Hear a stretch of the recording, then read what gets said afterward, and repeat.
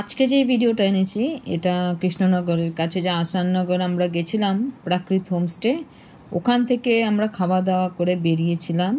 যে আমাদের টোটো ডাকা হয়েছিল, সেই টোটো করে আমরা বেরিয়েছিলাম একটা বট গাছ দেখতে, যেটা নাকি একটাই গাছ কিন্তু এত শেকড়, বিশাল বড় এরিয়া নিয়ে এই বট গাছটা। গাছ একটাই কিন্তু শেকড় বোঝা যায় না, আসল গাছটাই খুঁজে পাওয়া যাবে না। তো আমরা যখন প্রাকৃত হোমস্টে এসেছিলাম আসাননগরে, আগের ভিডিওতেই আমি দেখিয়েছি আপনাদেরকে পুরো ভিডিওটা, তো আপনারা দেখে নেবেন। তো ওখান থেকে আমরা এই বট গাছটা দেখতে এসেছিলাম, টোটো ভাড়া করে এসেছিলাম। আমরা খাওয়া দাওয়া করে দুপুর 3টায় বেরিয়েছিলাম, কিন্তু ভীষণ বৃষ্টি ছিল সেদিন। তো মানে যেই এসছি তখন তো তাও একটু আকাশ পরিষ্কার ছিল। তো আমরা তারপর গিয়ে আমরা সন্ধ্যাবেলায় চা এসব খাবো। এখান থেকে আরও একটা দেখবো শিব নিবাস বলে আছে, যেটা চুন্নি রিভার পার্ক অ্যান্ড রিসর্টের কাছেই, চুন্নি নদীর কাছে আছে। তো ওই শিব নিবাসটা এখান থেকে যাব। দেখুন বটগাছ কি বিশাল বড় এরিয়া, দেখেছেন বটগাছটা? বহু পুরনো।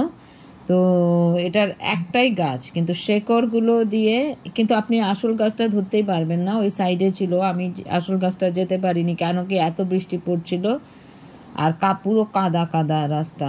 তো দূর থেকে আমি ভিডিও করছিলাম।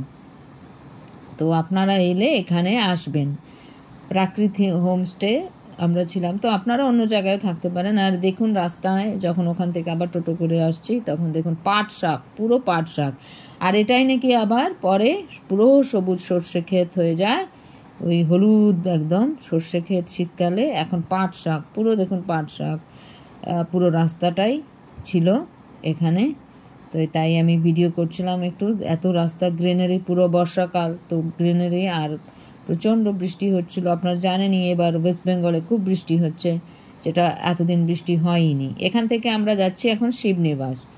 তো টোটোকে বলে রেখেছিলাম যে আমরা যাব একটু ঘুরতে, আশেপাশে কি আছে একটু দেখা উচিত। তো আশেপাশে দেখার মতো এটাই আছে বললো। আর কালকে যাব আমরা কৃষ্ণনগর ঘুরতে, এই টোটোওয়ালাই নিয়ে যাবে, কারণ গাড়ি নিয়ে খুব মুশকিল, সরু গলি, এইসব রাস্তায় টোটো ছাড়া হয় না, গাড়ি দিয়ে হয় না।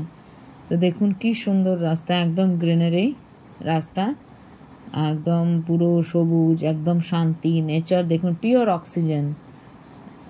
এই সময়টা গেলে আপনারা এই গ্রিনারিটা পাবেন। আবার শীতকালে আর অন্যরকম ভিউ। এখন গেলে শুধু পাট শাক, খালি রাস্তায় শাক, এরকমই দেখছিলাম। আর এই দেখুন শিবনিবাস, আমরা পৌঁছলাম শিবনিবাসে। তো এখান থেকে যদিও বৃষ্টি পড়ছিল, তো যা কিছু কিছু ছবি তুললাম। এটা চূর্ণী নদীর কাছে আছে, আর তার পাশেই আছে চূর্ণী রিভার অ্যান্ড পার্ক রিসর্টটা। এখানে দেখুন শিব ঠাকুর, এটা অনেক বছর আগের এই শিবনিবাস, নদিয়া ডিস্ট্রিক্টে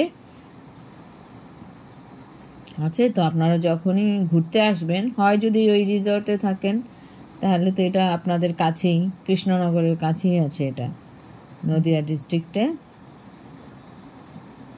শিব মন্দির আছে। দেখুন খুব সুন্দর এটা। তো আমরা এখানে দেখে তারপর এই শিবনিবাসে, কারণ 3টের সময় হয়ে গেছে, এখান থেকে আমরা আবার ফেরত চলে যাব, কারণ সন্ধে হয়ে যাবে।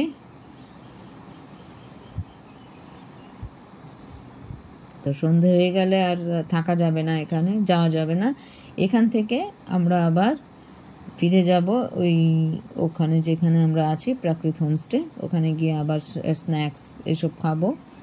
তো আমাদের স্ন্যাক্সে দেওয়া হবে, যেটা বলে রাখা হয়েছে, চা আর পেঁয়াজি আর মুড়ি। এই দেখুন কি সুন্দর মন্দিরটা দেখতে, চূর্ণী নদীর কাছেই আছে শিবনিবাস, খুব নদিয়া ডিস্ট্রিক্টে এটা। তো আপনারা যখনই মাঝদিয়া ভিলেজ বা Churni river park and resort যেগুলোতেই আসবেন, এখানে অবশ্যই আসবেন আপনারা ঘুরতে শিবনিবাসে। এটা অনেক পুরনো মন্দির, শিব মন্দির এটা। তো এখানে দেখুন, এরপর আমরা এখান থেকে বেরিয়ে যাব আদিবাসী মিউজিয়াম। এটা টোটোওয়ালা এমনি নিয়ে এসছে আদিবাসীদের, আমরা বললাম একটু আদিবাসী গ্রামও ঘুরবো। ওই তখন বললো যে এখানে আদিবাসী মিউজিয়াম একটা ছোট্ট আছে, আমার একটু আপনারা দেখতে পারেন এখানে। ও এমনি একটু দেখালো, এই রাস্তা দিয়ে যাচ্ছিল, তো এখানে আমরা দেখলাম, কিন্তু তখনও লাইট জ্বলেনি এখানে। তো বলল লাইট জ্বালাবে, আর পাশে সামনেই পুরো আদিবাসীরা বসে আছে সব। তো আজকের ভিডিওটা আমি এই পর্যন্তই এনেছি, আবার নতুন ভিডিও আনবো। আপনারা আগের ভিডিওটা আমার যেটা প্রাকৃত হোমস্টে, এটা দেখে নেবেন। এটার পরের ভিডিওটা প্রাকৃত হোমস্টে, এরপর আমি কৃষ্ণনগরের ভিডিও আনবো, আপনারা অবশ্যই দেখবেন। বাই।